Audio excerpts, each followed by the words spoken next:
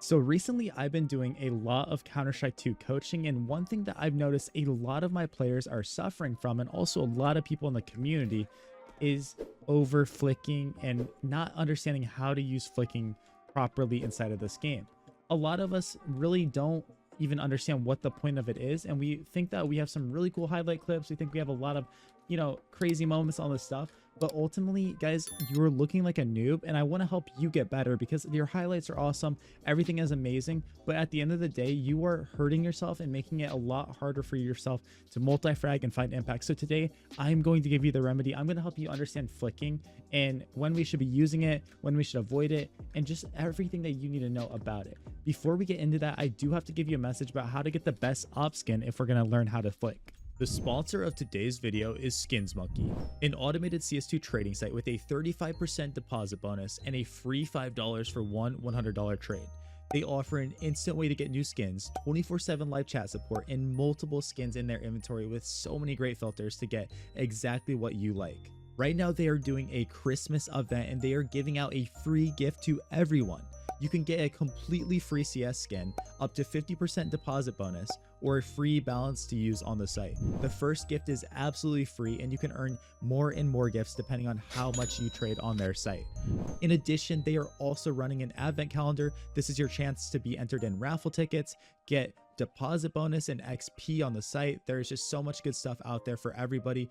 Please celebrate the holiday season by using our partner SkinsMonkey. All right, guys. So obviously, like with flicking, I'm going to use opping as an example. We might talk about some rifling stuff later, but essentially what a lot of you guys are doing wrong when it comes to this is you think that a flick means you hit a great shot, right? Like you think that you should be flicking because you have the op, you have a scope gun, you look cool, all the pros are doing it, all this stuff. But one thing I want you to realize right from the beginning is as an opper, you should not want to flick. Now, does that mean you're never going to have to flick? No, you are going to have to flick. But the problem is a lot of you guys are looking like noobs because you're coming out into middle here. And I'm going to use an extreme example. Obviously, it doesn't always look like this. But you're coming out into middle and posting and then doing something like this. You're posting and then going boom. And you're like, dude, Kojo, look at this flick that I just hit. And I'm like, yeah, like that's a great shot, but why are you making your life so much harder? Now, a lot of you guys are not doing it that badly, but what ends up happening is, say your teammates say, yo, they're scaling out A, they're running out A ramp, they're coming out. What you guys are doing is sometimes you're running out here and your crosshairs and obviously we don't have a crosshair on the screen, but where the center of your screen is completely off from where the enemies are going to be. So we come out here and we force ourselves to have to hit some crazy, weird, like looking flick, right? And it's like, dude, what a crazy shot, but why does it have to be a crazy shot? That should just be a basic one, right? So one thing I really want you to think about when you're posting on angles is where are they going to swing me and how can I make my shot as simple as possible? As an opper, as a rifler, it doesn't matter, but like especially as an opper, you should want to make your life as easy as possible so you don't have to rely on flicks. Flicks are awesome to hit, they feel so good, but if we constantly are running around the map having to flick everybody and do all these things, it means our crosshair placement is not good. It means that we are not properly putting our crosshair where it needs to be, which is the first reason. We're going to get into another reason right after this, but guys, like trust me, to you it's really cool, but to a lot of people they're like, dude, okay, this guy needs to work on this, right? Like that's a crazy flick, but definitely something he can improve on, because also what it's going to do is it's going to build a lot of pressure on you. When you're having to flick around and do all these things, you're going to have such a high ceiling but a low floor, right? Versus just literally being able to post on an angle and point and click, right? So definitely we want to do more pointing and clicking, and we don't want to do as much like throwing our crosshair all the way across our screen and breaking our wrists. But they do make for some great highlights, I'll give you that. Now, the next reason why this flicking is bad and why, it's really hurting us is a lot of times when we're having to flick, it's because we're exposing ourselves to multiple angles. It becomes a positioning problem, not an aiming problem. Now, when it becomes a positioning problem, this is even worse than the aiming problem because it makes it so that we have to stress ourselves out. And again, it makes us look really bad because it's like, why is this guy exposing himself to everything? Now, I'm not talking about a clutch when you're running in and you have to clear everything, right?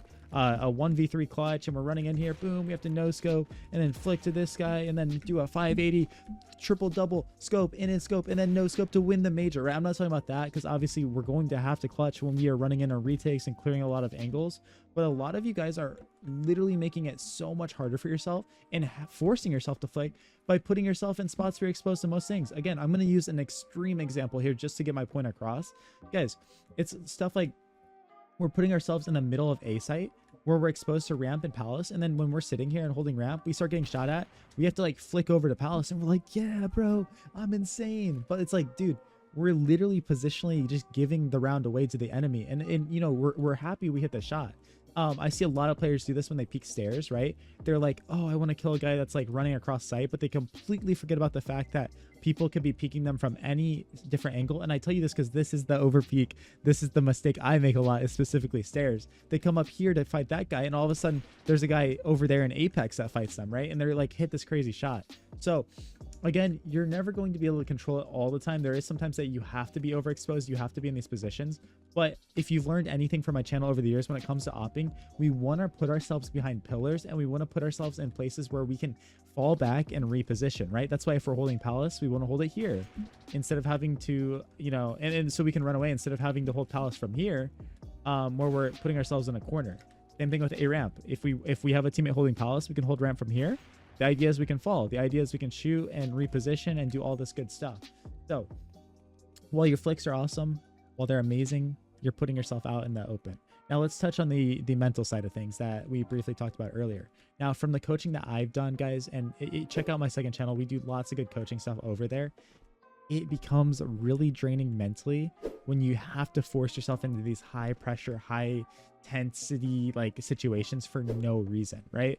So you're positionally putting yourself in a bad place. You're you know, aim wise, you're putting yourself in a really bad position with how we're aiming so that we have to flick. And it drains on our mental because it makes the game so much harder than it needs to be. So while I will miss watching your highlight videos of these crazy flicks and all these insane shots, I will be so happy when I start to see your elo go up and you start rising through the ranks, because you're not doing that anymore and you're playing the game simple, right? We're holding mid, get that kill. We float around wherever, right? Say we come here and whatever, we post on palace. Boom, we get another kill. We come through con to reposition with the flash. Boom, we get another kill. We're feeling it. We go underpass. And boom, we get another kill. I will be your biggest fan. I'll be like, dude, you are amazing. You got 4 kills in 4 different positions. That is what I'm talking about, right? So that I'll be your biggest fan when you do that. Because it's just so good. Also, guys, one thing I briefly want to talk about is you're not flicking right anyways. A lot of us, what we're doing is we're just like instantly moving our mouse to where we predict that person's going to be, and we don't track at all. The problem is if you're flicking all the time and you're never tracking, you're really going to hurt yourself, right? So there is a time and place for these things. And one thing I'll do is, like, you know, say I'm really overcommitting myself to kill a guy that's boxes. I'm waiting for him to peek me, right? I might sit here and bounce my crosshair back and forth and be like, okay, if he peeks me left side, I'm just going to try to predict it and just flick when I see him on my screen. Boom, he's dead, right? And obviously we missed there. But what the real good flicking is when we're able to actually actively track people, right? They peek us, and for that split second, we can take that moment and bring our crosshair along where they're peeking, where they're fighting, right? Now, obviously, if we get one tapped, if we get instantly killed, it does suck, but this is going to make it so you're so much less jumpy and your shots are a lot more consistent, because we're not just like, we're not just having these neurons firing in our brain telling us, shoot here. We're actually actively thinking like, okay, drag my crosshair to where they are for that tiny millisecond, make sure I'm on it, and then shoot, right? Boom. That is the flicking I want to see too, because it makes me so happy when I get to see these little micro adjustments you make when you do your initial flick and then you realize, oh, I'm not on them, so let me adjust it a little bit.